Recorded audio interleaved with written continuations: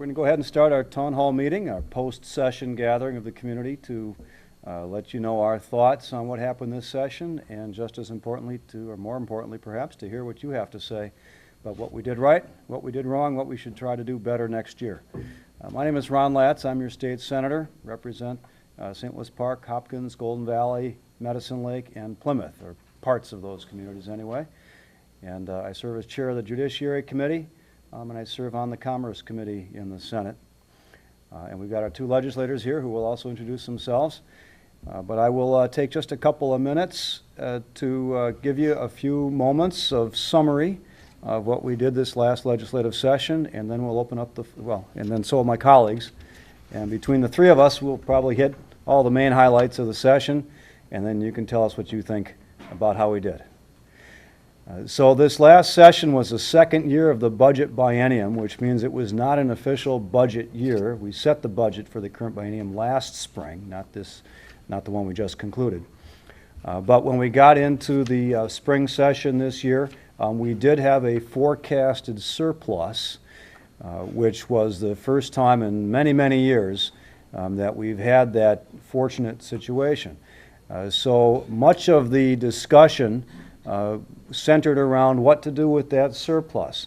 How much should we put in the bank to save for a rainy day when inevitably the economy slows down a little bit and government revenues slow with it? How much should we use for targeted investments in things like early childhood and K-12 education and transportation systems and so on? And how much should we return to the taxpayers in the form of tax refunds or longer-term reduced tax rates?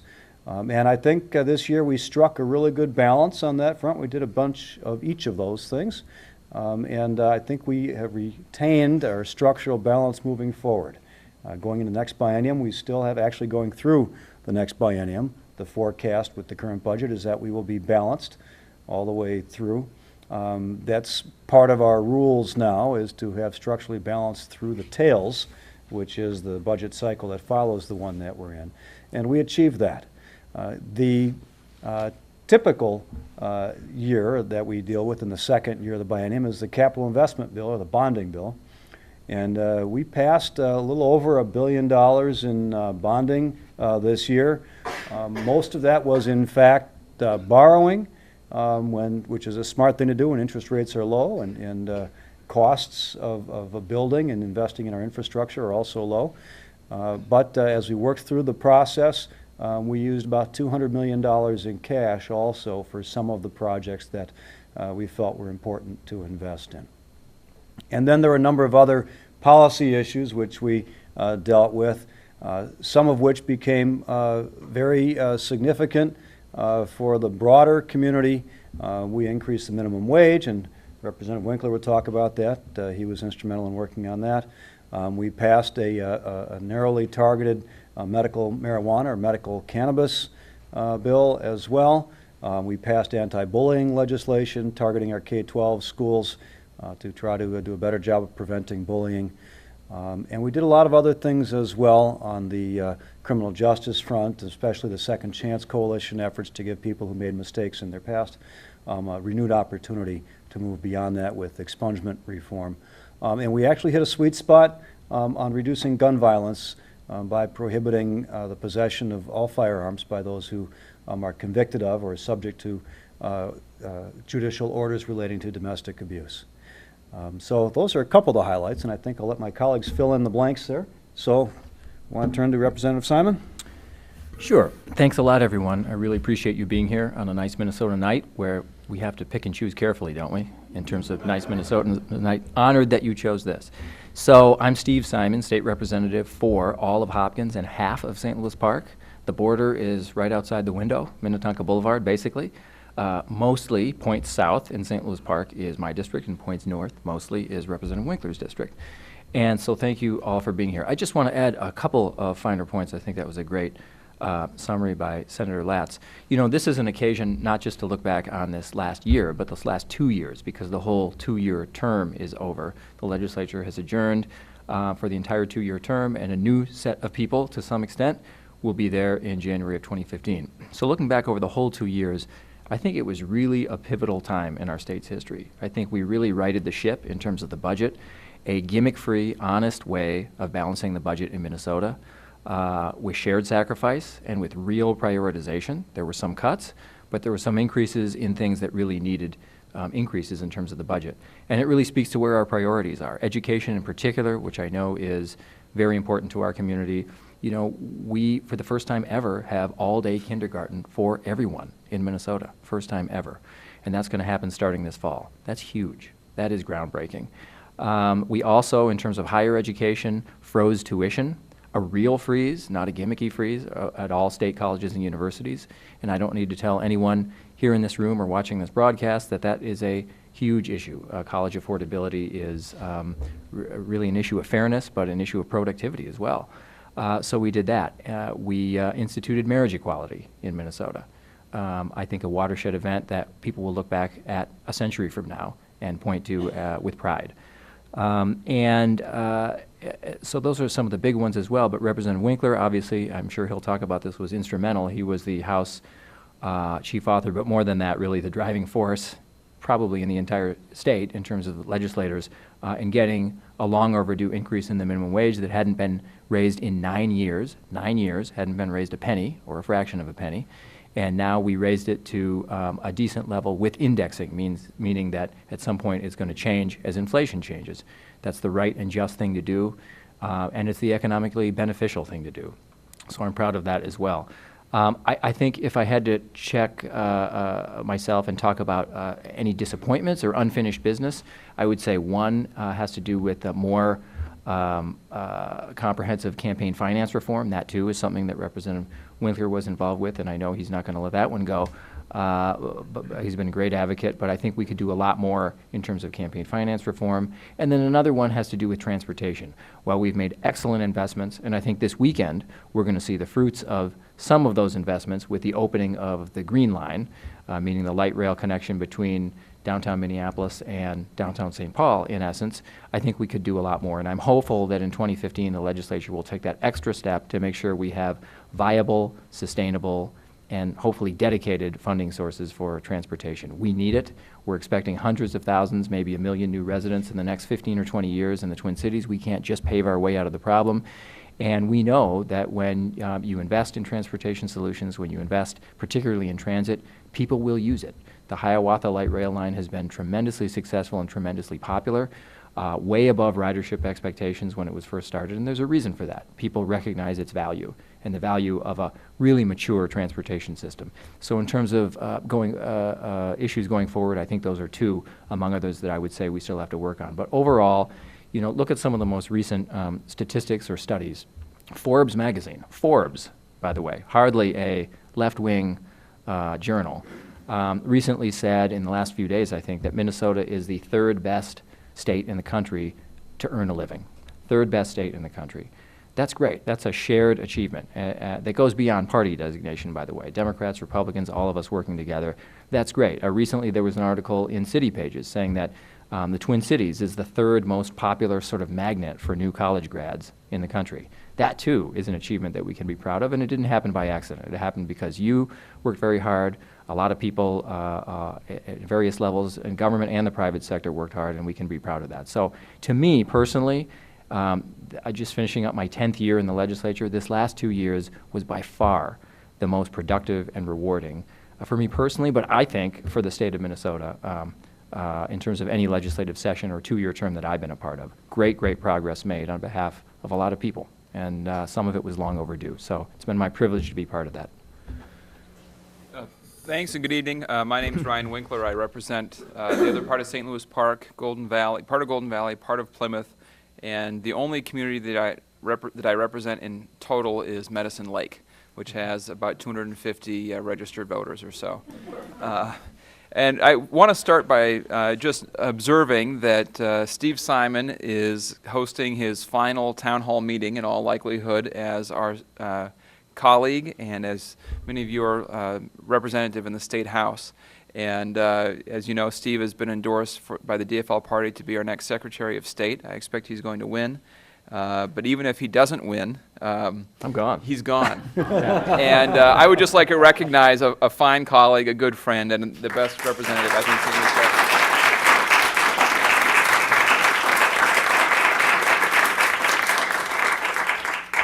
I share the kind of overview and the opinions of Steve and Ron in large part on sort of the magnitude of what was accomplished in the last 2 years. And we use a lot of kind of budget gimmicks, but really for the first time in over 10 years, the long-term spending and revenue of the state of Minnesota is finally in alignment. Those two things are lined up for years to come, assuming that we don't make the same mistakes that we made in the past. School districts are paid back in full. Not only are the reserves filled up, but we actually expanded. The Senate led that effort to expand the size of the reserves, and we have money left over as an additional surplus going forward. So as far as cleaning up the financial house of the state of Minnesota, we did that first last session. We made some key and I think really important investments in early childhood education, in holding down tuition at higher education institutions. We raised the pay of care workers around the state, people who take care of seniors and the disabled. We did that this year after years of flat wages. In many parts of our state, a job at a nursing home is one of the few good, dependable jobs, and people are working for $8, $8.50, $9 an hour for years without a raise. And because we had some additional money, we were able to put some of that towards pay increases for those people who take care of members of our family all over the state. So there really was, I think, a tremendous amount of progress. And in fact, so many areas, in so many ways that we sometimes forget about it. One small example of that I think of is civil forfeiture, and Ron can talk a lot more about that. But we had a system in place in which essentially law enforcement could seize property from citizens even if there was never a conviction or a final judgment against somebody, and the person would have to sue to get it back. We've actually reformed that system so you actually have to be convicted before they can take your property. A small bill, not anything that people would notice, but just one thing that we were able to just get done and I think make some significant progress on. We expanded a solar energy mandate for the state, something that we didn't have before. We have taken action in all kinds of policy and budget areas that I think will be beneficial for a long time to come. Steve and Ron both mentioned the minimum wage. That's a bill that I worked hard on. But there are just so many things that we have done in the last 2 years that have been a long time in coming. And I'm not going to say it's perfect, far from it. But I think this has been the most productive legislative period probably since the early 1970s. And I think we aim to keep going. Steve, you're going to do something else. But Ron and I are still in this. And our hope is that that kind of progress will continue because there's a lot more to be done.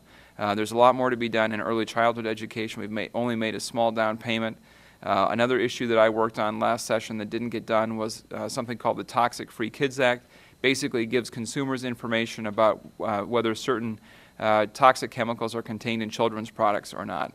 That information is not available anywhere else. We had a hard time getting that bill done. I'm going to come back next time and work on it. So I would just say overall, tremendous amount of progress in a lot of fronts in the last 2 years.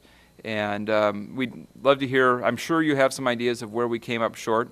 And we'd like to hear those and hear what your priorities are. But by and large, I don't think the state has moved this much forward on policy and state issues in a long, long time. All right, so I think what we'll do is open up the floor for questions and comments. This is being recorded and being broadcast, so whatever you'd like to say, if you would please come to the podium and speak into the mic so that the home audience can also hear what you have to say. We're going to aim, I know it was advertised to end at 8:30, but in recognition of a beautiful Minnesota summer evening here, we're going to aim to finish by 7:30. And if there are people who want to stick around afterward to chat for a few minutes offline, that's fine. But I think we'll sort of target our end time around 7:30. And let me echo, before we jump in also, let me echo my thanks to Representative Simon, who's been a friend of mine since, I don't know, junior high school, or those years, high school, something like that. A terrific colleague. He sent me a bunch of bills to chief author in the Senate when he had an idea or someone came to him with an idea for legislation in the House, and I was proud to carry them across the goal line in the Senate, and together with Steve to see a lot of bills enacted into law. And I'm going to miss you terribly, but you're going to go off to do some great things in the Secretary of State's office, and I'm confident of that, and thank you for all your service, Steve. Thank you.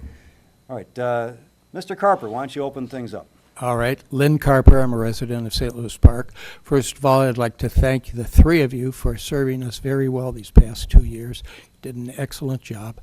And my question is to Ron with possibly some comments by the representatives.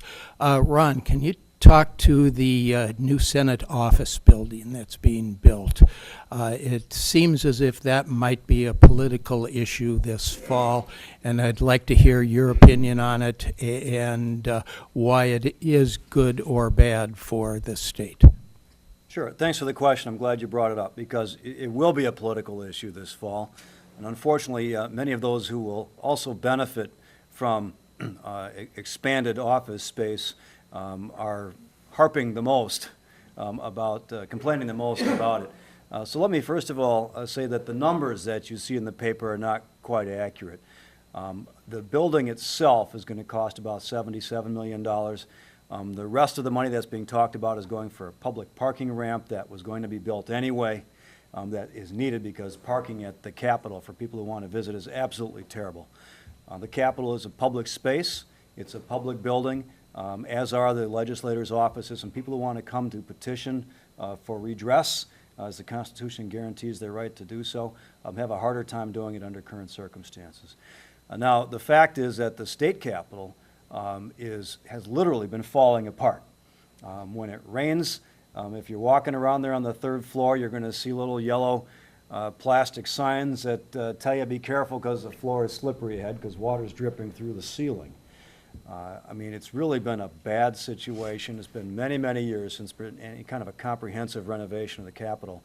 The wiring, the plumbing, even down to flushing the toilets, which don't always work very well. It's an old building. It's over 100 years old. So we really needed to do, and this was bipartisan agreement, we needed to do a comprehensive interior renovation, exterior updating of the Capitol building.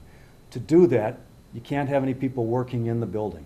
There just isn't the space for that, which means all of the majority Senate offices are in the Capitol right now, as are a lot of other offices, the governor's office, the attorney general's office, and the chambers for both the House and the Senate. So and it's going to be a several-year process to redo the interior. So the fact is the senators would have to find some other place to work out of during the interior renovation. And then the question becomes, what do you do with that? It turns out, if you run the numbers, the cost of renting or leasing space for a couple of years while the interior is being redone is almost as much when you add everything up, the cost of moving, the cost of having big enough space for committee hearings and for the Senate itself to actually meet in session, comes pretty close to the cost of building a new building. So from that standpoint, it also made sense. Plus, the House of Representatives wanted additional space in the Capitol. Their offices are all in the State Office building now, but when they're in session, they are spending many, many hours in the Capitol itself, and they desired to have more space to be able to physically operate out of the Capitol. The governor's office is also quite cramped, and they wanted to have more space to operate out of the Capitol. So to accommodate those increased needs, plus when we renovate, as many of you know, under federal and state law, you have to bring it up to standards to accommodate those who are disabled, which means stairwells need to be widened, hallways need to be widened, doors need to be resized, bathrooms need to be redesigned in many cases. So it would actually, even the renovation would have reduced the amount of office space available in the Capitol anyway. So when you put all of this together, it made more financial sense to build a new building for the Senate. And that way, it will accommodate all of the senators, majority and minority, whichever party happens to be in control at that time. Right now, the minority Senate caucus is on the first floor and the basement of this state office building. And they have very limited meeting space as well. And that's another thing. The Capitol is used for all of the Senate committee hearings and for almost all the conference committee meetings as well as we get toward the end of session.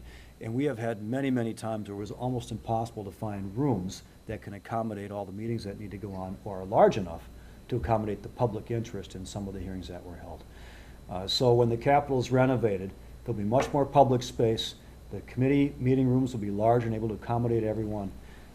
And the minority and the majority senators will all be in the same office space right across the street from the Capitol. The building will become more user-friendly for the public in the end, as well as maintaining the structure, hopefully for the next 100 years.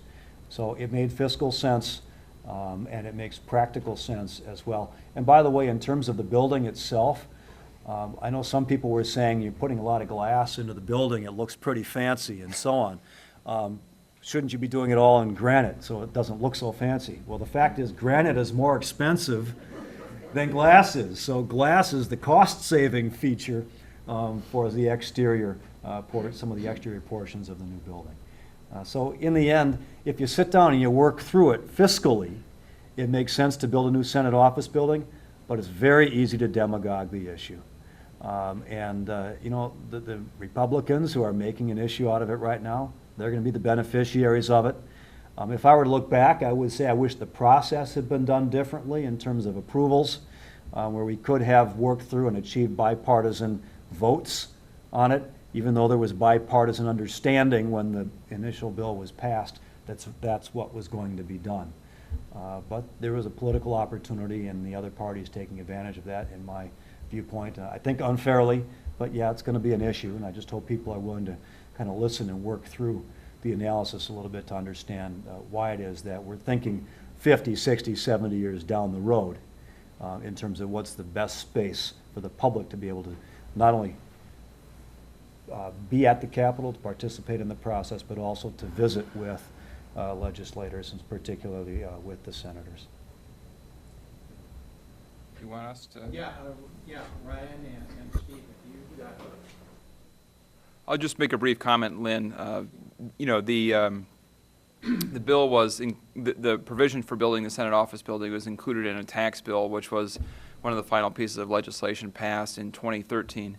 Steve and I and any Democrat who wanted to balance the budget ended up voting for a bill that included the Senate office building.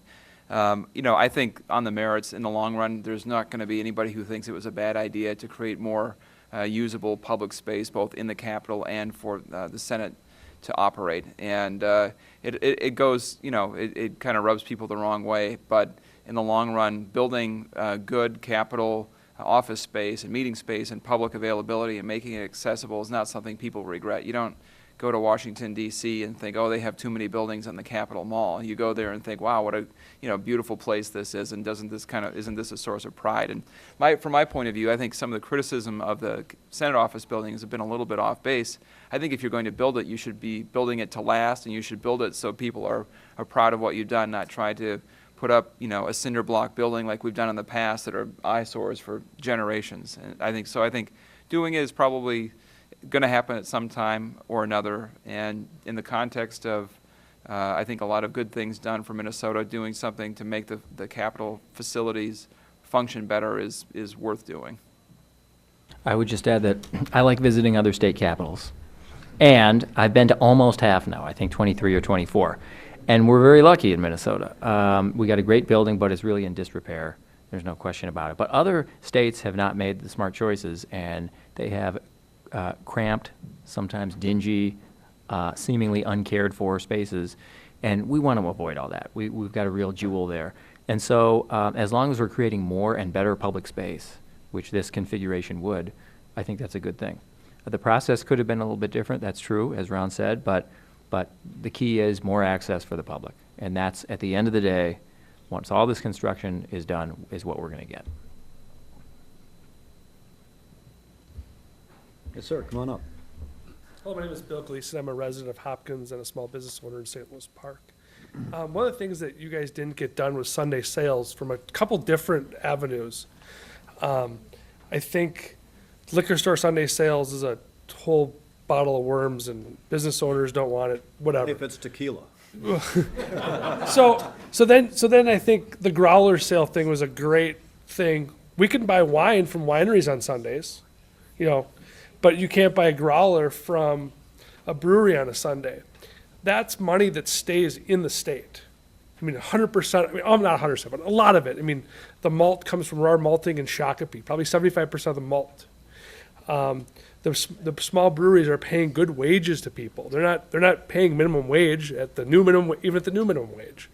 So I just don't understand how the Teamsters Union comes in and kiboshes this. I'll just start with that. First of all, none of that action really took place in the House.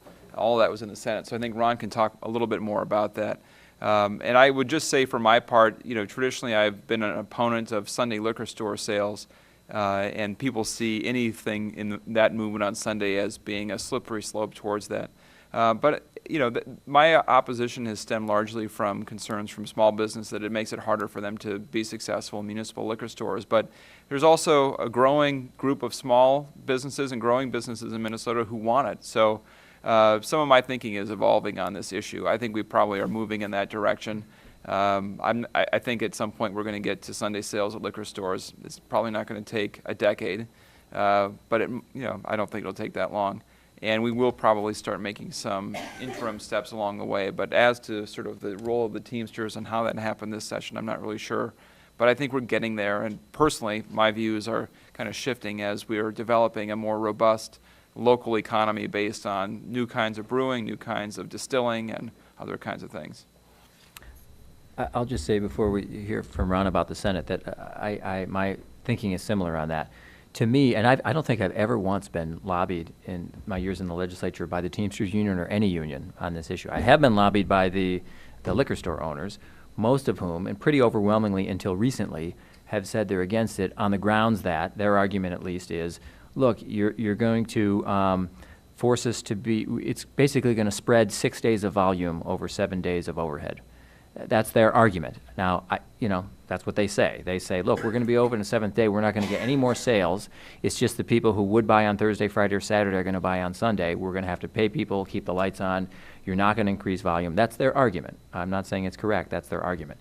And when you have a lot of small business people, until recently, pretty overwhelmingly, saying, please regulate us. They're not saying don't regulate us. They're begging for regulation, which is something you don't often see. It's the same with auto dealers and being open on Sunday. They actually want this regulation.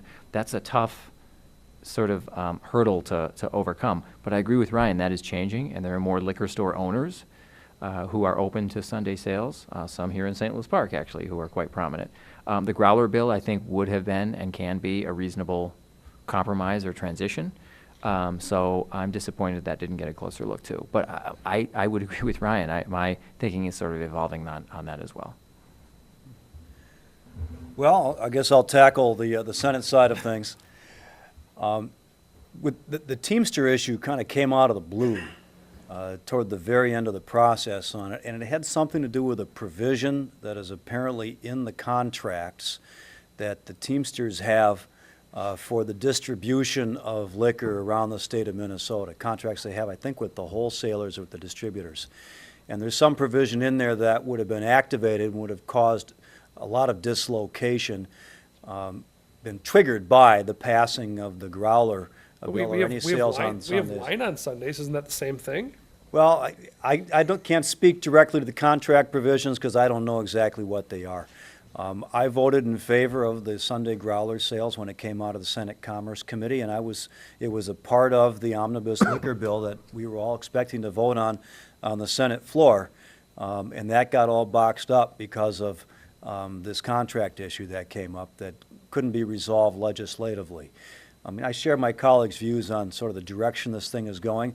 The only thing I'll add in general on Sunday sales, although I have also had great concerns about it, based largely on the views of the owners of the stores that would be forced to be open if they, well, if their competitors were open, they'd have to make a competitive choice whether to remain open. A lot of them are small, family-owned businesses.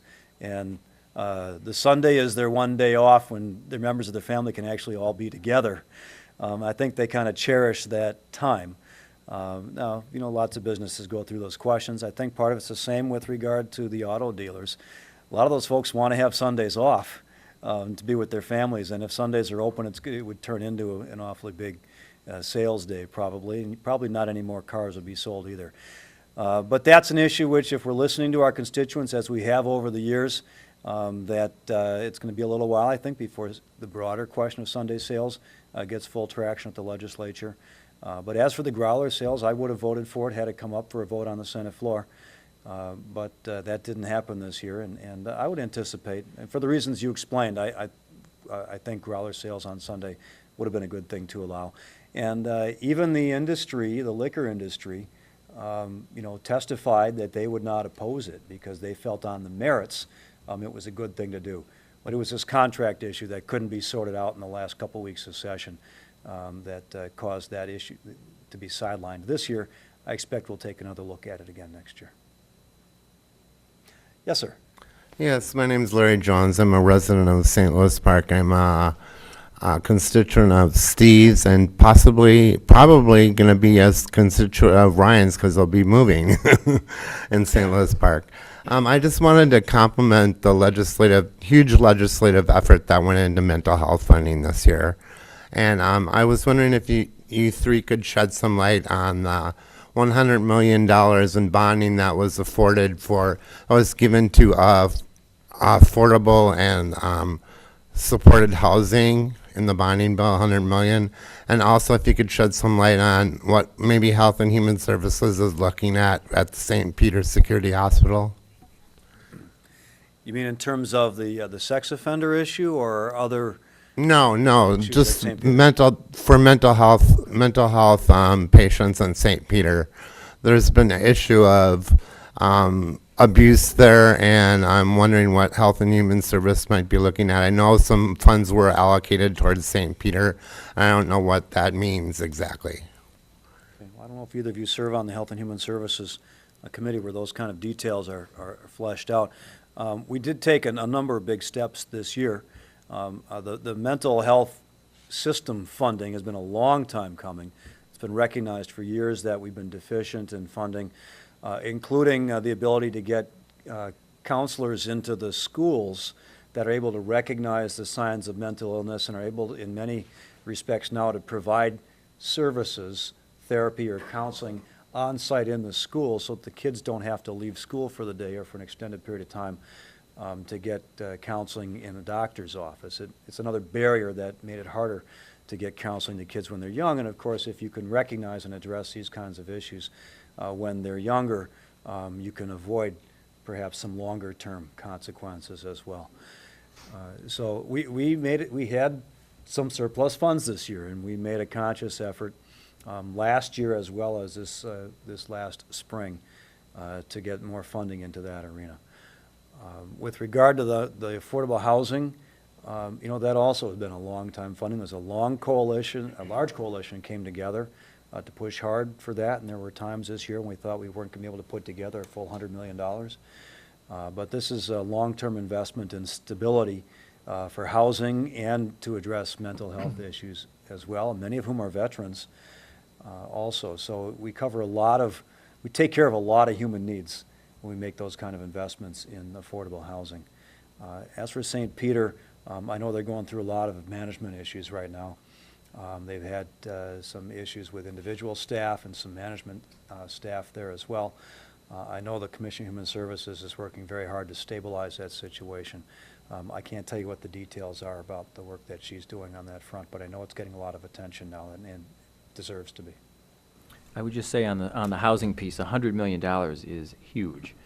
It's a lot of money by any stretch, but in terms of the proportion of the bonding bill, which was about $840 million or so, just as a proportion, that means a large portion of that bill was affordable housing, which was desperately needed. Some of the statistics, which I don't have at my fingertips right now about the backlog, are are scary and I guess impressive at the same time in terms of the need that was filled or fulfilled, which is really important.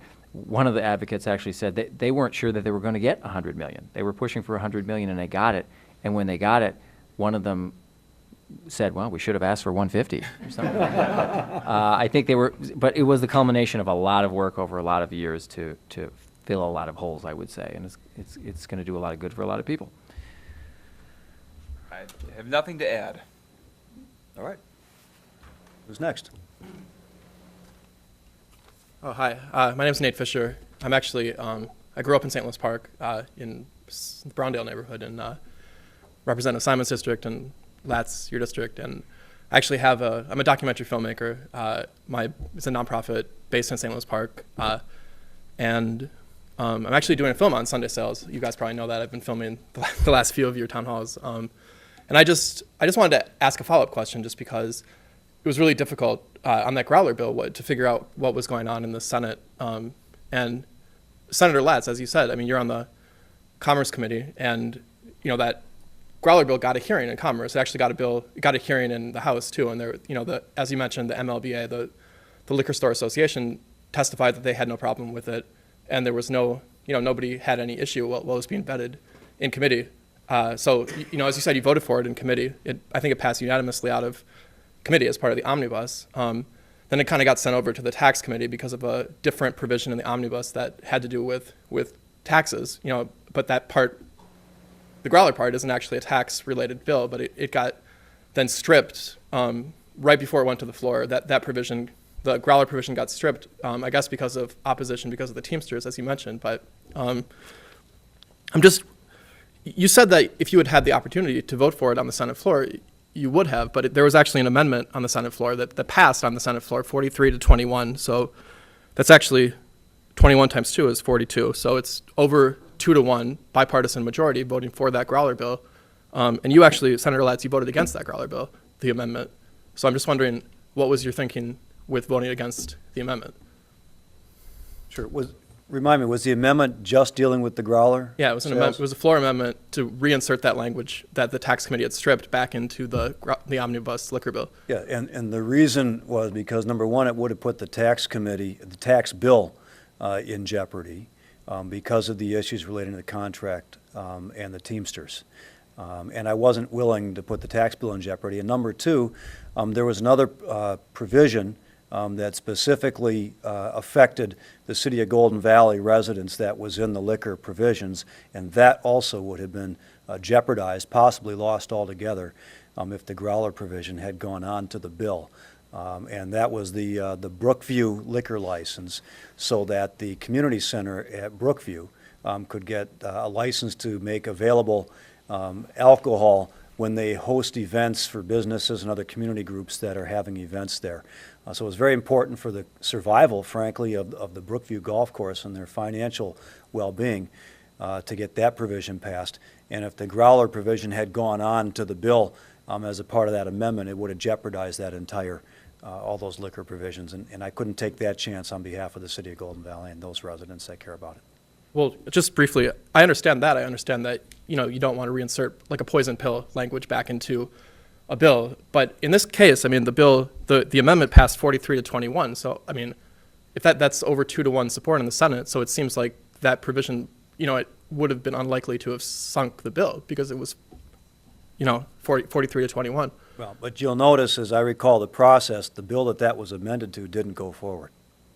Well, right, because the author of the bill withdrew the bill, right? Like rather than have that bill receive a floor vote, he decided to withdraw the bill.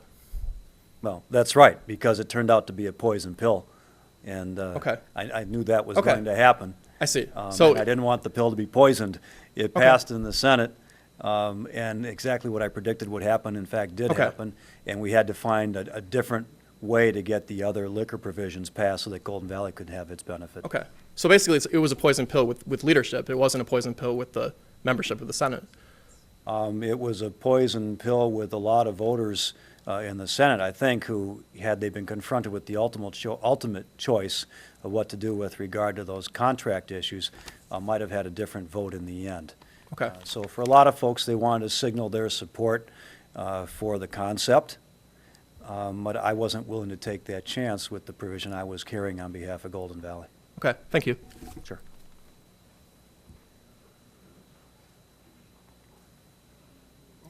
Ma'am, I think there was a gentleman behind you that was waiting. Maybe if you want I hope it's not another growler. to, well, certainly we'd like to hear what you have to say. If you want, there's a line back there if you'd like to get in line, and we'll take you in order of the people that have been waiting. Hi, I'm Brian Hayes, from St. Louis Park, lived here over half my life now. This is my first town hall, so I apologize for being awkward. Not at all. But Welcome. I have a real simple question. It's another one of those Sunday sale beer questions, and you guys can answer it with a yes or no. If it comes up, and it will, in the next session, are you voting for or against off-sale liquors on Sunday? I'll be the first to say I can't answer that yes or no. I think I'm going to need to hear from the rest of my constituents and from the business community and from the advocates at the Capitol on behalf of associations that are affected by it. I will take all of that information into consideration when I decide how to vote. So there are very few issues that are as simple as yes or no, and certainly those of us who, who have an obligation to make sure that we consider the input from our constituents before we vote on an issue like this. I think I have to say I have to wait and see. My answer is probably. If it's a straightforward bill to actually get it done and it'll be signed into law, I would probably most likely vote for it. If it's an amendment that's kind of a gotcha amendment or it's to make a statement, I may vote yes or no on that. But if it's actually to move the policy along, I'm most likely to support it.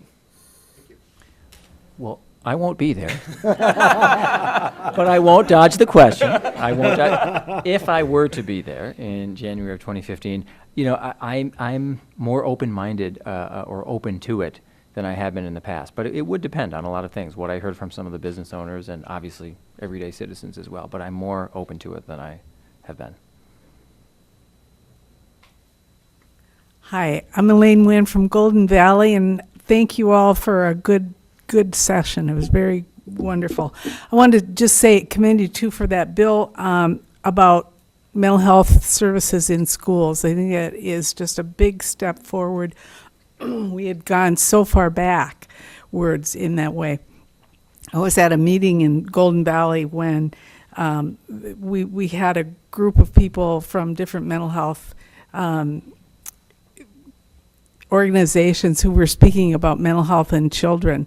It was a fantastic evening, and we were all talking about how much more mental health service needed to be added into schools. And Andy Snope, one of our council members, announced, hey, today they just doubled the mental health money for schools. So again, thanks. I wanted to ask you talked about early childhood, and the brain development issue is so important and critical, and I think it's just starting to dawn on everyone. And I was you must hear a lot when you sit in those meetings. If you could dream up the best kind of legislation you could think of to really protect and enhance the brain development of children and keep it going, what would you cook up? And Ryan, I'll ask you first, and then I'd like to hear from everybody. Sure. Well, you asked a question that I could give a really, really long answer to, Elaine, but I will try to refrain. For the last 2 years, I carried in the House the Early Childhood Scholarships Bill, which basically gives an award to families who, say it's a family of four, living on $40,000 a year or less. They're entitled to a scholarship which they can use at any quality-rated child care facility, whether that's a quality-rated family child care, center-based, school-based, Head Start. They can use that money to go to any place that the family wants. We funded that at a level, this was kind of a big expansion of a small pilot project, but we funded it to cover about 9 or 10% of eligible kids across the state. So it's just a down payment on what we need to do. I like that model, but the fact is that if we want to quickly expand the availability of high-quality, affordable child care and early education to nurture brain development with kids, we're going to have to expand out what schools are providing. We're going to have to expand out what Head Start's providing. We're going to have to expand out what family-based childcare and childcare centers are providing. We're going to have to do all of those things. So what I'd like to see is our child care assistance program, which is basically a program that helps people who are working afford child care through a subsidy, to expand that significantly in the amount of money to actually fund all the people who are eligible. But over time, build a requirement in that the child cares that they use that money in have to go through a quality rating system so that they're actually a high quality setting for these kids.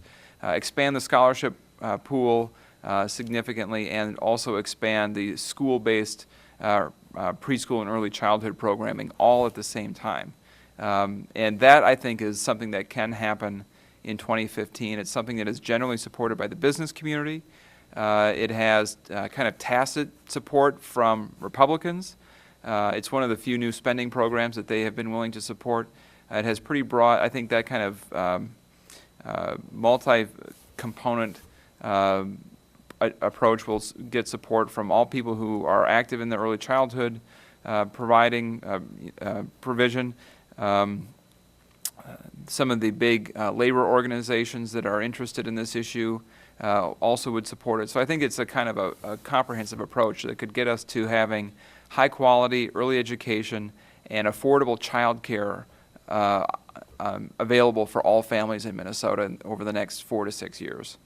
And it isn't a brain development specific program, but we know that if we create a stable, supportive, nurturing environment for children, that is what they need for good, healthy brain development. And the stories from families who've received the scholarships has been that the big difference in their lives is that they have totally stabilized their children's child care needs, and that has resulted in much greater economic stability for the whole family. And poverty is one of the other big driving forces in disrupting brain development for kids too. So I think it's kind of a comprehensive solution that would put the needs of children first, but within the context of greater family economic security. And I think we can do it.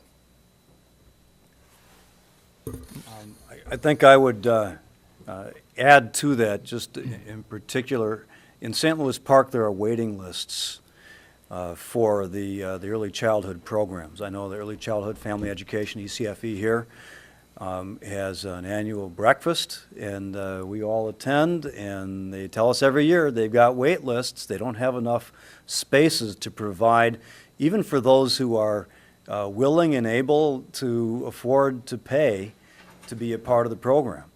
And so if I were going to narrow in on one particular thing, I would focus on funding that would enable the enlargement of the staff and the facilities to provide more spaces in each community to meet more of the demand that already exists. You know, for many years I carried a bill to increase the authority for the local community education levy that would allow local communities, at least if they chose to do so, to bring in more funds to be able to address these kinds of needs.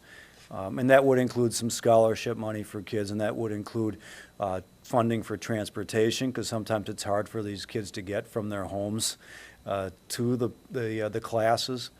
But it seems to me that's a very good place to focus on if you really want to pinpoint where we can go. If we can't get to the more comprehensive solution right away, I think that'd be a real good place to focus on. The only thing I would add, the waterfront has been largely covered, is making sure that kids and their families have access to quality, affordable early childhood experience of some kind. And I think all three of us, and Ryan in particular, have been big supporters of that for a long time. And we know in our own communities here in Hopkins and St. Louis Park and in Plymouth and in Golden Valley that's been a priority in the community, and it ought to be statewide. And we ought to make sure we have access to those kinds of opportunities statewide, not just in certain areas. Thank you, Elaine.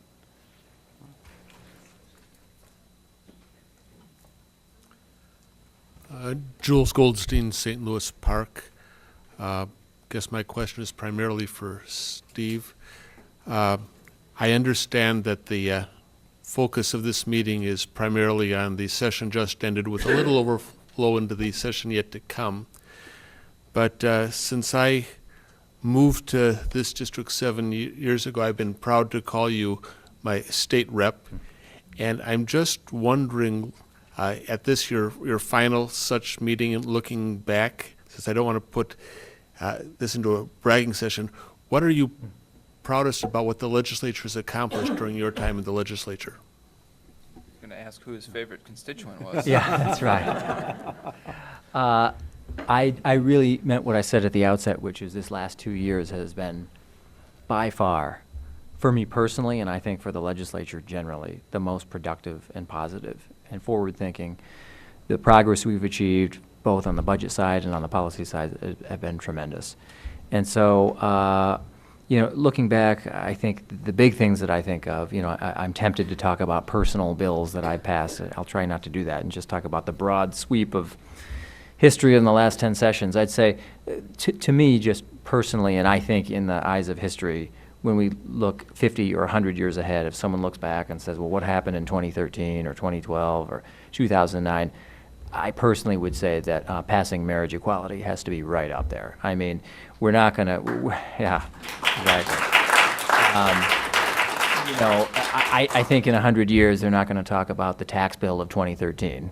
They're going to talk about this was the year that Minnesota made this huge civil rights pivot. So that's one for the ages. I don't know that I'll ever necessarily be part of an effort like that again. So I think that's one big one. I think That fits in with what you've done too, though, because you played Yeah, a pivotal no, role well, in getting that passed statewide and in the House. Yeah, all three of us had a role in that and spoke to it and tried to be forceful on that issue.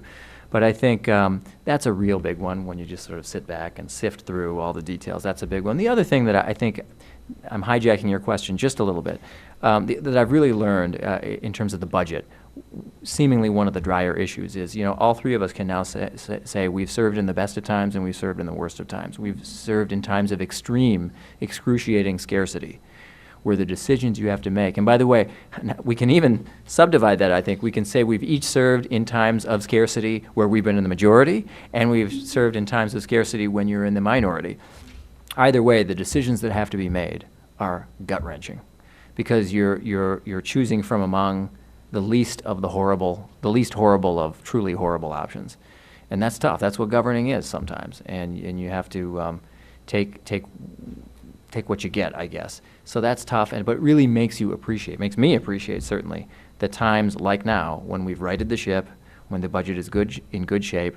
But I'm more conscious now than I've ever been about not going back, the importance of not going back to those days. Some of it's cyclical. If we have another 2008 economic meltdown, of course, that's beyond our control. But there are things we can do and are doing that are within our control. So I would say over my legislative career, seeing the boom and bust of budgets and having a greater understanding now, ironically, on my way out, of what it really takes to make a budget stable and healthy. So I would say, you know, the budget up and down was one really thing that made a great impression on me. I think marriage equality was huge. And then a lot of other sort of consumer protection and voting rights issues that I personally pride myself on. I'm not going to give you a laundry list that were personally gratifying to me. Those are the things that really jump out. I would say one other thing. I was just talking to a colleague of mine in my other job today about this. You know, we talk in terms of bills and we talk in terms of legislation and budgets, but let's not forget, a lot of what we do in this job is helping individual people in our districts and elsewhere, but largely in our districts, who contact us with all sorts of requests and problems and crises. And that is so tremendously meaningful to me when you can make a difference on an individual basis. I'll never forget one woman who contacted me, it was a few years ago. She was in the middle of cancer treatment. She lived in Hopkins. She was a single mom. She was in the middle of cancer treatment, and her health insurance was going to cut her off in the middle of cancer treatment. So I initiated the process. I don't deserve credit. I did what all of us do. We call really smart, able, experienced staff people who do the hard work. But I at least talked to this person, initiated the process.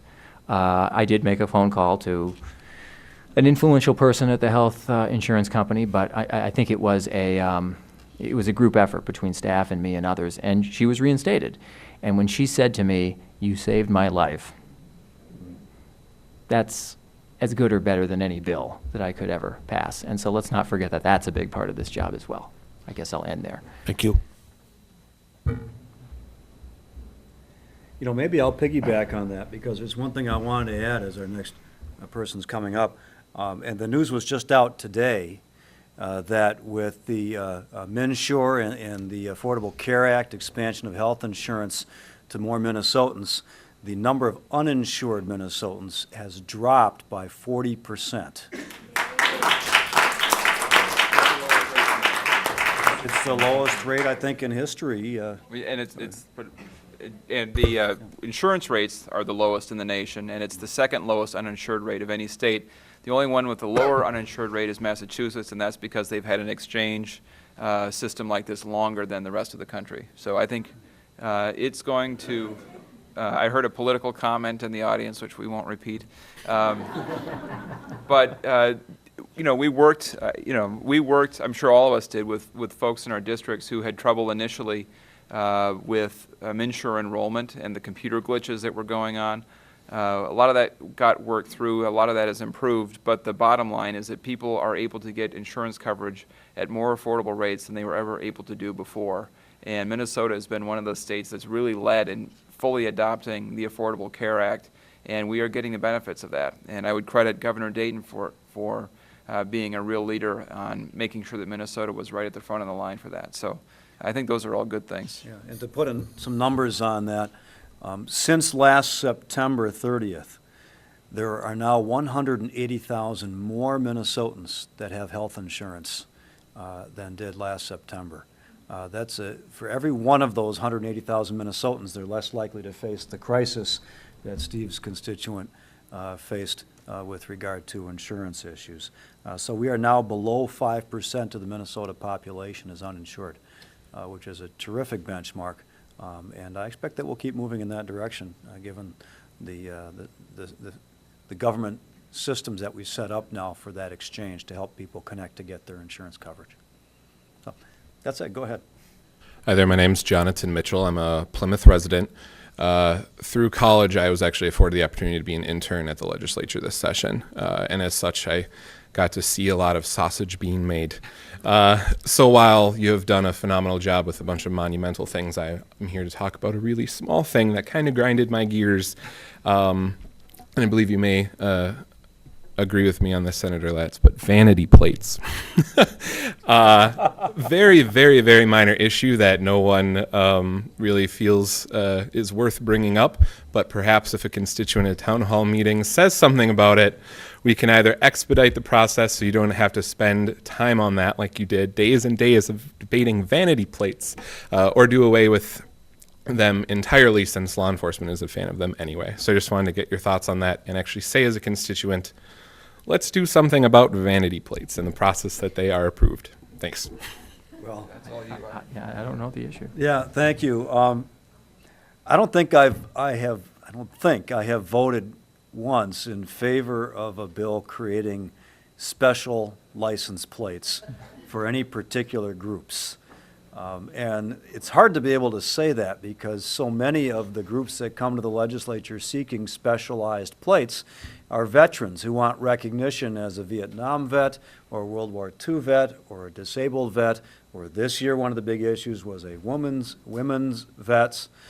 And you know, these are all very laudable groups of people that want the recognition. And that's just fine. But the fact is, law enforcement doesn't like them because it makes it harder for individuals to be able to identify license plates as Minnesota plates, and sometimes the numbers are actually a little bit smaller on some of these plates as well, so you can fit in the other special identifying information on them. And we have something like 180 different license plate styles now in Minnesota because of this proliferation of specialized plates. And the problem with the idea of even getting rid of them is that they all come with special fees that are used to fund special programs like wildlife habitat protection and stuff like that. There's become a dependency on these funding streams, which I think is unfortunate also. But we actually defeated one proposal on the Senate floor this year, which I think was, it would have said, like, start seeing motorcycles. which you've seen the bumper stickers. And beyond me how you would fit all of that on a license plate anyway, without making the print so small it would be ineffective, or you'd have to get too close to see it to be safe. You'd be tailgating the people. But, and I actually said, basically, now we're really just memorializing bumper stickers on the license plates, and one of the rare Senate floor votes where the specialized plates were defeated. Powerful specialized plate lobby. Yes, yes, and I want to see, I mean, there was a bill this year, we actually passed it to take what is a full-size plate, specialized plate, and to authorize its reduction to a motorcycle-sized license plate as well. So, you know, we could just, how do you get rid of the process? Either you transfer authorization to the Department of Public Safety and give them administrative authority just to go ahead and approve those things so we don't take up legislative time on it. But then, again, you're delegating legislative authority to create revenue streams for specialized programs, and I'm not sure that I'm comfortable doing that. You know, maybe the idea of authorizing the reduction to motorcycle-size specialized plates for plates that are already authorized for automobile sizes might be. It wouldn't create really a new specialized revenue special fund or anything like that, but we could save a little bit of time doing that. I just think, you know, in the end, we ought to be focusing our time on other things. But, you know, everyone that wants the special recognition on the back of their plate, you know, can come to the legislature and say, will you do this for us? And sometimes it's really hard to vote no. I mean, every vote that I took against a veterans-type license plate could someday be used against me saying you're anti-veterans, which couldn't be further from the truth. But politically, it's difficult for people who, you know, to take that vote no. And I guess I feel more strongly in the principle that it's a law enforcement issue and that we shouldn't be proliferating these plates. So there's your answer, sir. Thank you. Ma'am, you've worked your way to the front of the line now, so thanks for your patience. I have, although Judy needs to get here, but she can't space-wise, so. Oh, is there not enough room, Judy, for you to come forward? Well, the problem that we have is that there are a lot of us who have our little walkers with us, and the aisle isn't quite wide enough, but this lovely lady has moved her walker. So eventually I'll get Sorry. it up there. Okay. Don't worry about it. Okay, very good, Judy. Yeah. Thank you. All right, go ahead, ma'am. So I'm Patty Carlson. I've lived in St. Louis Park 38 years. I want to thank you for your advocacy regarding the Southwest Light Rail. I don't live near the reroute, but I recognize how damaging it could be to our community. I don't quite understand the role of a mediator, but that's beyond my pay grade. One thing, I have two philosophical things just to mention for the future. One, I want my local government and I want you guys to think about what's necessary, but not necessarily what's nice. So I'm happy to hear about the Senate office building. Does it still contain a gymnasium or a fitness center? No. Okay, so that helps. And I certainly So don't. we're all going to be fat and lazy is what's going to Yes. happen, because we won't have a place to It's exercise the Senate. What do you when we're expect? spending 18 hours a day at the Capitol. But you have sidewalks, right? And you can walk back and forth. Good, in January, that'll be great. Well, But go ahead.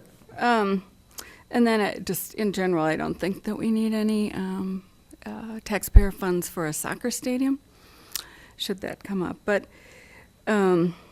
my main concern, because I'm not in the high group, I pay taxes, I'm not on public assistance, but my fixed expenses have gone up $200. I spent 42 years as a nurse and nurse practitioner, but I don't have a pension. So where is that money going to come from? I keep my heat at 59 in the winter. I don't have cable. I don't have a smartphone, so I don't have to worry about a killer switch. But what concerns me is I see welfare as a safety net, not a device that you move into Minnesota from another state, you move into Minnesota from another country, and you automatically become enrolled. And I would prefer that it not be called public assistance or government assistance. That's taxpayer assistance. So as I believe in early childhood education, I believe in helping our kids, but each group wants more, more, more. And my question to you is, what now do I give up? I don't travel. So I just want you to think about us middle people who do pay taxes. And is there a way to get corporations to not, get rid of their money in outsourcing areas? And that people should contribute to their community before they draw from their community. Well, yeah, that's a big question. Yeah, There's I mean, a lot there, yeah. just, I would say in general, first of all, I think there's a lot of misperception about the amount of money that we spend on public assistance for people who are able-bodied adults. We have a Health and Human Services budget which is large, but that almost all of it goes to people who are senior citizens or people who are disabled or somehow otherwise able to work and support themselves. Very little of the money goes into what we consider to be welfare. Can I interrupt you? Yeah. So we have housing assistance, we have food assistance, we have child care assistance, we have now children's meals in the school. I mean, that's welfare too. Well, yeah, I mean, I guess you can, yes, we have all kinds of public support Yes. for all of those things. But in most of the things that you've just talked about, people are actually working. The problem is that when they're working, they're not able to make enough money to support themselves. If you look at statewide in Minnesota, if you have a family of 4 with both parents working full-time, they both need to make $14 an hour in order to make a basic budget work, the kind of budget that you live on. 40% of the jobs in Minnesota pay less than $14 an hour. If you look at other parts of the state, the number is higher. In many cases, you may have a single parent taking care of 1 or 2 children, and something like 70 to 75% of the jobs in that area don't pay enough to just support people and pay the bills. People's wages are falling in Minnesota, and that's part of a national trend. It's part of an international trend. Part of the reason why we wanted to raise the minimum wage, because we believe that people should be able to support themselves through work, like you did for all of those years. We have to reorganize the whole economy to start to make that change. So I don't like having to spend tax dollars to help people get by when they're working full time. I think people who are working should have the dignity of being able to support themselves through work, but that's not the reality of the kind of jobs that the business world is creating right now. We have a huge number of jobs and a growing number of jobs that just simply don't pay the bills. And 40 years ago, that wasn't the case. Many more of the jobs available at that time were actually able to support people. So we have a big economic challenge. The government in many ways is left to try to kind of hold things together. Children who are not raised in poverty and unstable housing and other kinds of things become a big draw on the system later on. So that kind of supportive environment that we can help create through tax dollars, through your tax dollars, makes a difference for the future too. But I agree. We have the question you raised to me is the big economic question, which is how do we create more jobs for people to actually earn enough to make a living? And I think that is the big challenge that we face for years to come. I've got lots of thoughts about that, but that's the issue. As for your tax situation, under the DFL majorities in the House and Senate and Governor Dayton, unless you're a smoker, your taxes should not have gone up a bit in the last 2 years. Well, they did. But if they did, it was probably in the form of property taxes. And if you look at one of the things that we funded statewide, it was an attempt to hold down or reduce property taxes. That isn't true in every individual case. Every city makes their own decision about where that money goes. But in general, if you look across the state, property taxes came down or were flat for the most part. And I think that's an important thing we have to do. When we were cutting budgets for 10 years, a big thing we cut was the aid to local government that helped keep property taxes down. We cut one area at the state level, and we pushed that burden down at the local level, and they raised taxes in order to keep things going. Jails is one example, for example. So there are lots of ways that I think having a strong, balanced budget at the state level where we can support people who are working and doing the right things, where we can keep property taxes down, is more of what we want to do and what we've started to change in the last 2 years. And I wouldn't, you know, the big problem, I think, we have people who are struggling to get by, looking at other people who are struggling to get by, and being told that we should blame them. The problem is our economy is producing so much inequality that all the benefits are going to the top, and the people at the top are telling people in the middle and the bottom to blame each other when they're not the problem. I don't blame you for that. I don't blame you for that. I just think we gotta change that. What I object to is, I worked in the ER. You have people from Chicago, East St. Louis, Detroit. Tell me why you moved here. Oh, for the welfare benefits. And some time back, there was legislation that didn't go anywhere, in which you could get the same amount of money as your home state until you'd been here a year, and not the great Minnesota benefits. I hear the Somali community talking about, I want more housing, I want more jobs, I want more stuff for our kids, and yet, what are they contributing? Are they contributing more than they're taking out of the system? I just want a balance. Well, you know, the Somali community is a little bit more unique because most of them have escaped they're political refugees. You know, there is little or no government functioning in Somalia, and they've come here as political refugees for peace, and they've tended to congregate in Minnesota now because that's where the community started to congregate, and people, they come to where their fellow, you know, countrymen and women are. So I don't begrudge them coming here at all, and as most immigrant communities, once they start getting on their feet and getting into the education system and learning English, they grow their own communities, they grow their small businesses, they move up the economic ladder, become more successful as a community, and I think we're seeing that now in the Somali community as well. But you did raise an issue about, you know, what used to be a law that you continue to get your home state's welfare benefits levels for up to a year after you moved to Minnesota. That was ruled unconstitutional as a violation of the Equal Protection Clause. So we're not allowed in the state government to distinguish or without some really significant policy reasons to distinguish between people who are legal residents of this state of Minnesota who came from somewhere else and who are legal residents who've been here for 20 or 30 years. You know, where can you draw that line? We don't have a choice on that one. So we have to give the benefits equally to those who are residents here in Minnesota. And I think what you will find, I mean, part of it might be the population that you were coming into contact with also. Because in the emergency rooms, you have many more people who are uninsured.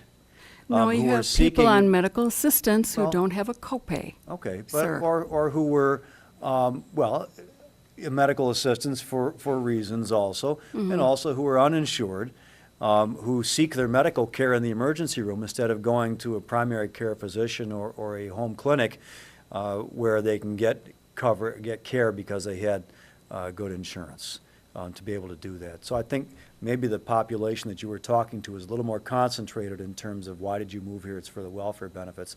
Not saying it doesn't happen, it certainly happens, but I think if you look at the overall scope of those who are receiving public assistance, as we call it, it's a fairly small proportion that moved here just for the benefits. A lot of them came here for economic opportunity, and we should welcome that because they help generate a creative and beneficial community for all of us as well. So what should I give up next? Well, My I can't my speak to your newspaper? individual I know. financial situation, but I think we're doing a fairly good job of balancing the overall state budget with those needs. And if there are some forms of assistance that you would qualify for, you should take a look into that. No, I don't, and I don't intend to take any public assistance, but I live on a very tight budget, and if I don't, I mean, maybe I should go on trips, maybe I should get cable, I should get a smartphone, I should do all the things that people find as basic items, and then I can go on welfare, but I have no intention of doing that. Well, I think I understand that we've come through a really hard time and people's property taxes have gone up. I think you should expect that as long as the current set of leaders are in state government, that is not something that's going to continue, because we do not believe that property taxes should be funding all of these things. Property taxes hurt people like you, who have a fixed amount of money. You have to live somewhere, and the property tax goes up. It doesn't depend on how much you make. It doesn't depend on how much you spend. It just depends on where you live. And it's a regressive form of taxation that we have relied on too much for the last 10 years. It's not perfect the way we're dealing with it, but we are trying to bend that the other direction so that those things don't go up. Aside from property tax, which is kind of, it's partly a local decision, partly a state decision, the only two groups of people who saw higher taxes in Minnesota in the last 2 years, were smokers and couples earning at least $250,000 a year. People who could afford it in one case, and people who are engaged in an activity that costs all of us a lot of money to deal with their health problems, which you saw personally. So we are mindful of what you're talking about. We're concerned about it, and we've tried to freeze it and move it down, and we're going to continue to try to do that. Appreciate it. Because I think you're doing the right things. We're not here to say that you're not paying your fair share. It sounds like you're doing the right things, but we need to create a system in which people can earn enough to get by, and we have to create a system in which people who are helping out, doing the right thing, are not asked to contribute so much that they can't live a decent life themselves. I think we all agree with that. Everyone here agrees with that. Okay. I think I would just add one more point to piggyback on what Ryan said about the minimum wage increase. I introduced the AFL-CIO's bill, which was the counterpart to Ryan's. It turns out that's not the bill that moved forward procedurally in the Senate. But that originally would have raised the minimum wage to $10.50, which is where, if you inflation adjusted where the minimum wage was in 1978 at its peak real value, would have been to that point as well. And that's still below the rate that really would bring in a meaningful income for a working family of four. But when money goes into the pockets of those who are working at those wages, that money doesn't sit around in savings accounts forever. It goes right out the door back into the economy to pay for things like housing and food and automobile costs and stuff like that. In other words, as economists say, there's an immediate multiplier effect. It circulates through the economy very quickly to increase the overall benefit. In fact, creating more people that have the ability to buy from businesses that will then benefit also from the increased demand.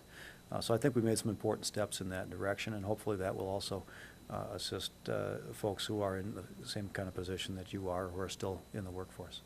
But thanks for making your comments. Appreciate it. I just, it's hard to add to what these two said because it was so good. But let me just tack on just a small piece at the end.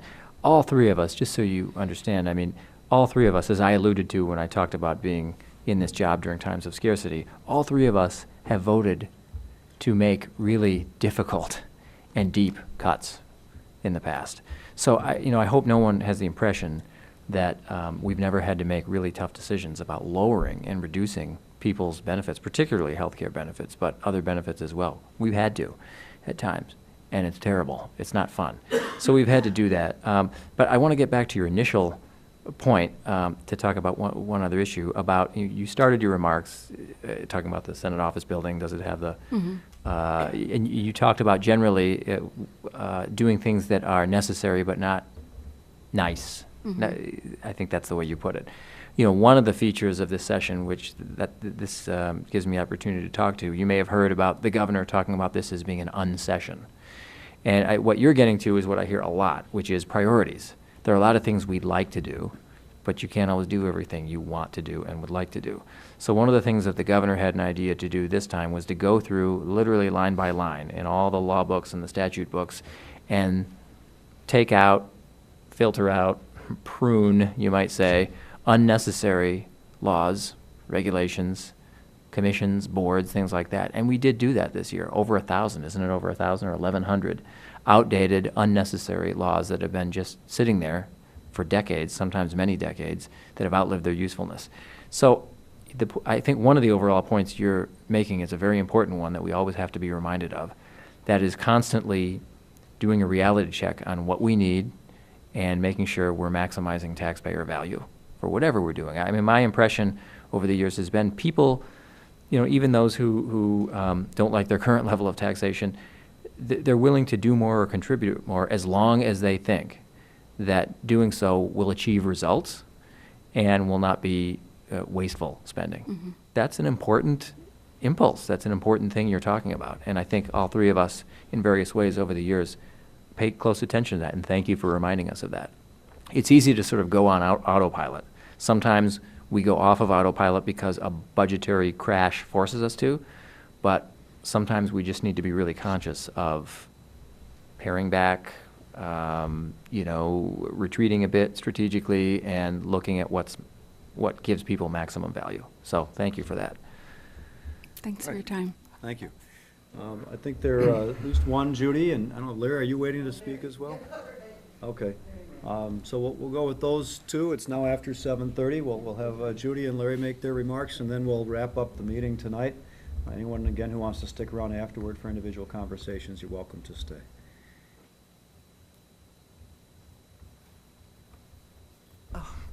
Thank you for accommodating my gimpiness.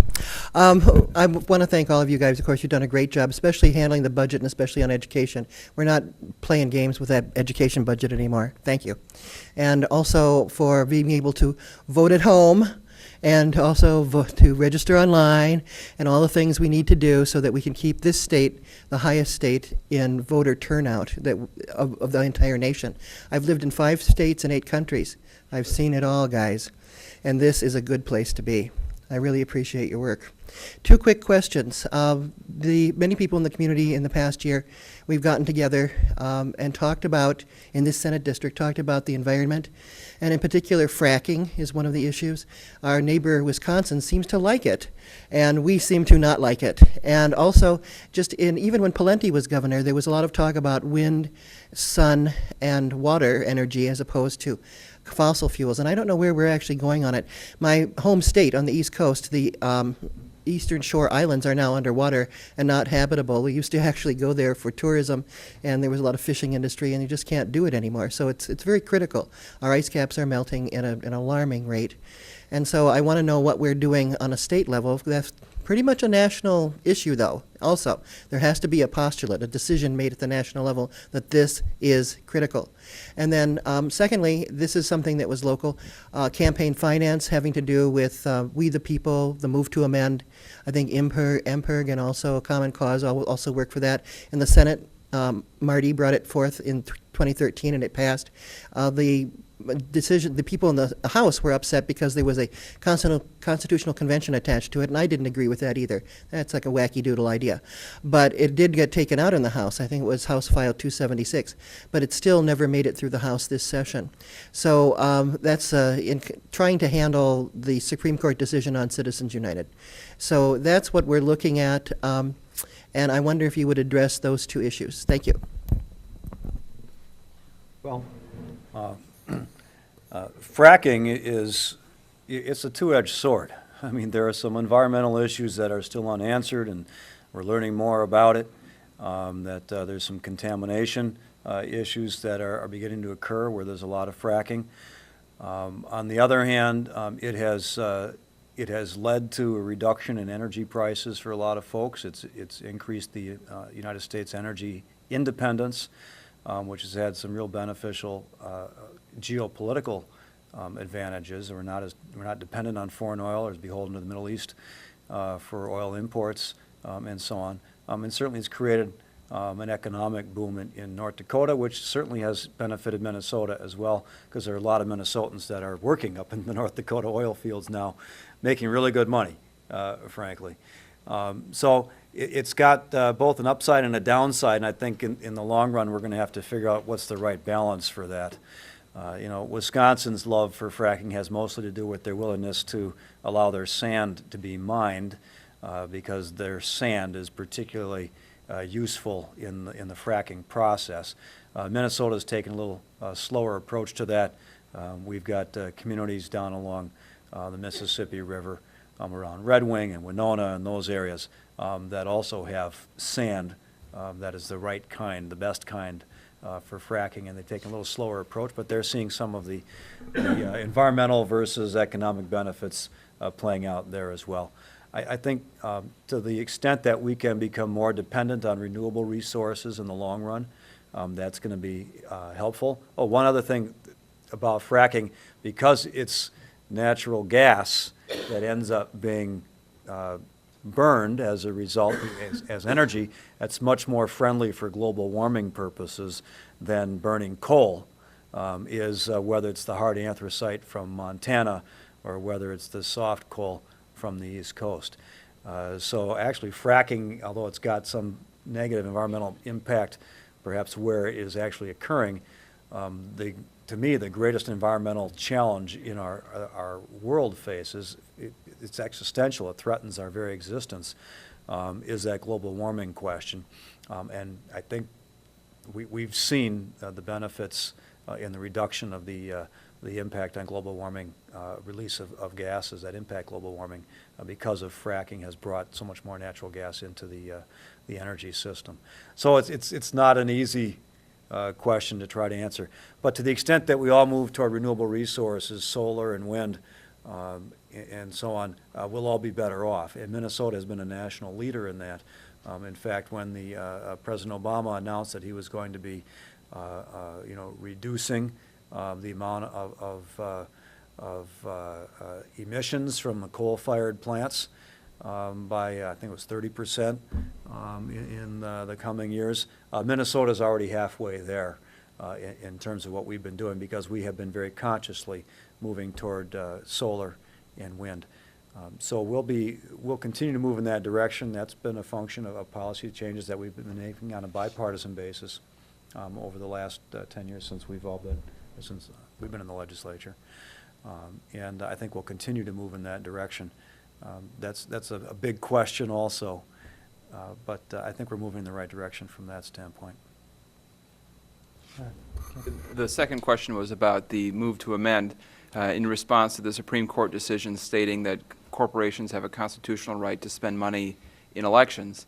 The bill would basically be a resolution to Congress to pass a constitutional amendment to prohibit that. There were some problems with the way the bill was drafted and the way the resolution would be written, as you alluded to, Judy. The real issue in the House was simply that it came down towards the end of session. There were dozens of amendments drafted to tell Congress to pass a constitutional amendment to make abortion illegal and to make the Affordable Care Act unconstitutional. They had this kind of litany of votes that we'd be taking in hours of debate, and we just simply ran out of time and we ran out of appetite to take that issue on at the end of session for something that was essentially a statement rather than a concrete step that we could take to make a difference on that issue right away. I think we'll continue to come back to it. I mean, I support it. I think we should make that statement, but it just ran into sort of a cost-benefit analysis that came up short on benefit and long on cost. Well, let me just, on renewable energy, that really is the future, and I think Minnesota has been ahead of the curve. I think one of the votes that I'm most proud of is, I think it was 2007 or 2008? 2008, which was the groundbreaking, nation-leading renewable energy standard in Minnesota, which really set us on a path long overdue towards more energy independence, and I wish other states would follow suit. Some are, but more should. In terms of campaign finance reform, that's something I've been active on, that Ryan's been active on as well. It's tough for a number of reasons. First, with Citizens United, we have a U.S. Supreme Court decision that's going to be awfully hard to overcome. Unless we get some new Supreme Court justices who will revisit that decision in some future year, it's going to be very hard, and I predict it's going to get worse before it gets better. We've seen reminders of that as recently as just a couple months ago with one of the follow-up cases, which kind of broadened and widened the reach and I guess the logic of Citizens United.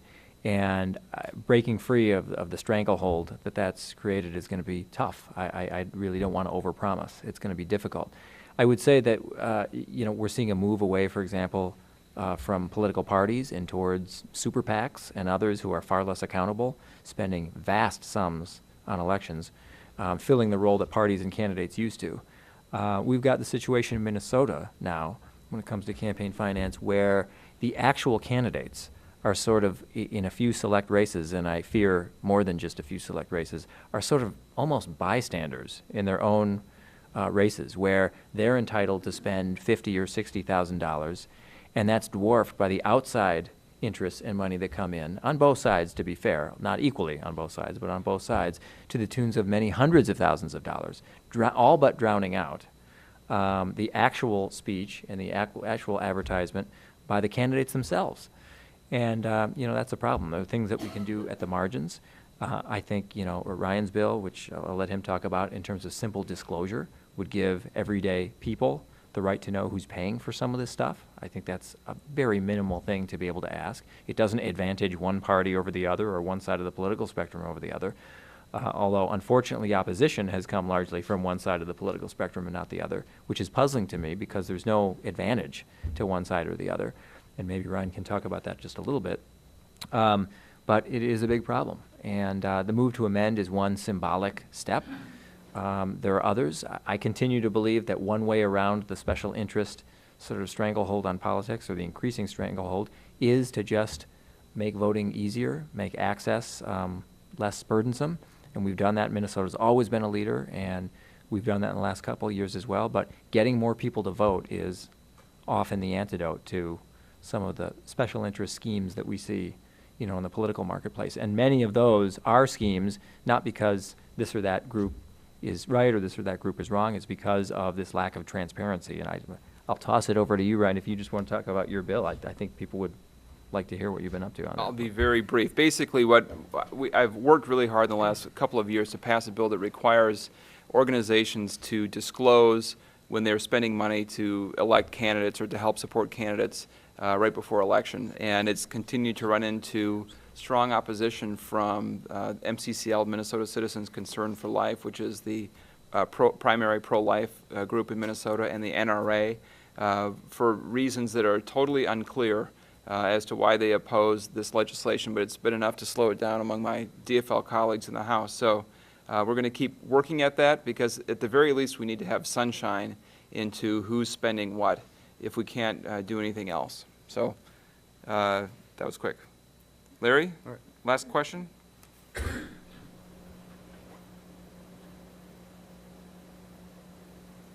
So when I stood up, I thought I could still slide this in under 7:30, but I want to ask this, and I didn't I didn't know that everybody wanted a special license plate, but I do know that a lot of times when it's veterans groups, it's at least someplace down there, it's the feeling like, well, it's so hard to get the substantial things to happen. Maybe this, and that's the thing I just want to ask about. Ryan, I think the first year you were in, you did a bill that made it so that a deployed soldier, the cell phone contracts, they couldn't hold them to it, which really resonated with me, because when I got drafted in 1970, I almost got caught in something much more, bigger than that. I mean, I walk in this thing of who would even think of foreclosing on a veteran or charging them, a deployed person for. And I'm usually more on top of this, but I sat here realizing I don't really know what's been done in the area this year, this session of, soldiers, veterans, just taking care of business with that. And, a quick summary is fine. Well, Larry, I mean, the bill that you talked about was back in, I think you're right, it was 2007. It was a bill to let people get out of those contracts, and that's been a kind of top issue at the legislature ever since. We've been dealing, obviously, with a lot of returning soldiers coming home after 2 wars, and the mental health and the physical health and the housing issues related to veterans at the Veterans Home and so forth have been kind of front burner issues at the legislature year in and year out. And they've also, I think it's been consistently the only area of the budget we have not cut. Throughout all the deficit years, it was the one area where we always left that in place. As far as the legislature this year, that doesn't jump out at the top of my head about what those issues were. I used to serve on the State Government Finance Committee with Representative Simon here, where a lot of those issues came through, but I simply don't recall this session what some of the big items were. don't have any specific, I don't have it at my fingertips that either. But if you want the information, certainly you can contact our office, and we can get that information to you. And anyone who has any questions about this, I know we all have staff that help us answer constituent questions. So I've got two of my staff are sitting here, Patrick Rooney and Cheryl Iwakim, who are very good at finding answers and helping people work through their government-related problems as well. So you can contact our office for some more detail, because we don't have the answers at our fingertips tonight. Do you know anything more on that topic? Yeah, I just wanted to say, in terms of veterans issues, some of these are being teed up for 2015. For example, there were a number of legislators who spent a lot of time studying veterans' housing issues in particular in Minnesota. And we've got some great, actual veterans in the House of both parties who have really given this a lot of thought, went all over the state. And there's some things that are, somewhat controversial that I think will be teed up in 2015, having to do with preferences for veterans in certain facilities when it comes to health care and when it comes to housing. And so there are those issues. And then actually one good accomplishment is in the bonding bill this year, some of the housing provisions, we talk about the $100 million for affordable housing. There's some veterans preference provisions in some of that language that will better enable a lot of veterans to get housing who are having a tougher time. So those are two that jump out at me right now. I knew there was something that I was in my mind, Larry. The one that I now remember is that Michelle Obama worked with, I think, lieutenant governors around the state, and in Minnesota, Lieutenant Governor Yvonne Pretner-Solon was the person who was advocating for a bill this year which would allow veterans moving into Minnesota to be basically at the front of the line for licensure type issues. So if you have somebody moving in and they're a doctor or a nurse or an architect or somebody else in their family, they could actually get licensed more quickly in Minnesota than they otherwise could. So that, because we have a big unemployment problem with veterans, they're much more unemployed than the population at large. And so the idea is, let's try to eliminate any barriers that are out there to people who have some professional licensure issues that they can address. And that is something, it was good to see the Lieutenant Governor really working that issue very hard all session as kind of the last item of public business that she did in serving the state. And I think in the end it was a little bit of a watered down version of that bill, but we did make some progress on it.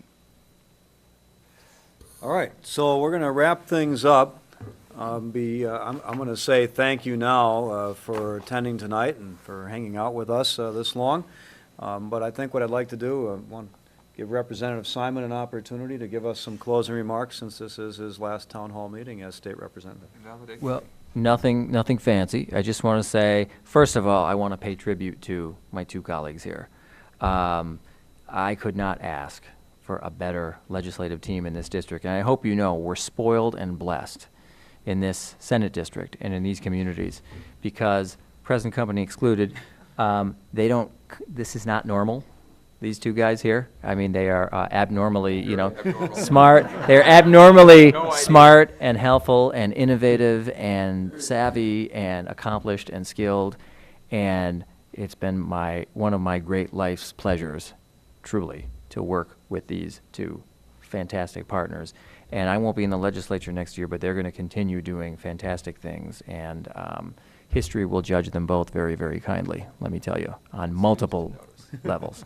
And it's been my pleasure to be a state representative. Now, look, I'm going to be state representative. You're stuck with me till January, so I'm not exiting any stage right now. But it really has been my pleasure, especially because these are the communities I grew up in, both St. Louis Park and Hopkins. And so it's been a particular and special and added privilege for me to be in the Minnesota House of Representatives for 10 years. So I want to thank everyone in this room, anyone who may be watching this broadcast, for the tremendous privilege and pleasure of serving at the state legislature as your representative. So thank you very, very much.